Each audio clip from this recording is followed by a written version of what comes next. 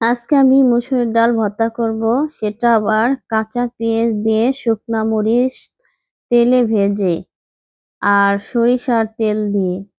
এই ভর্তাটা এত বেশি টেস্টি হয় এভাবে করলে। আর এভাবে করলে কিন্তু বাসায় যদি শর্টকাটে কোনো তরকারি না থাকে বা আপনি সময় না থাকে, তাহলে কিন্তু শুধু ডালটা এভাবে সেদ্ধ করে কয়েকটি মরিচ এভাবে ভেজে আর পেঁয়াজ কেটে ভর্তা করে নিলে আর কিন্তু কোনো তরকারির প্রয়োজনই হবে না। আর তার সঙ্গে যদি একটি ডিম ভাজা থাকে তাহলে তো কোনো কথাই নেই। তাই আজকে কিন্তু এই যে হাতের সঙ্গে দেখতেই পারছেন চটকিয়ে এই ভর্তাটাকে বানিয়েছি। আর এটা কিন্তু গরম গরম ভাতের সঙ্গে খেলে খুবই খুবই মজা লাগে। ভর্তা আমার শেষ।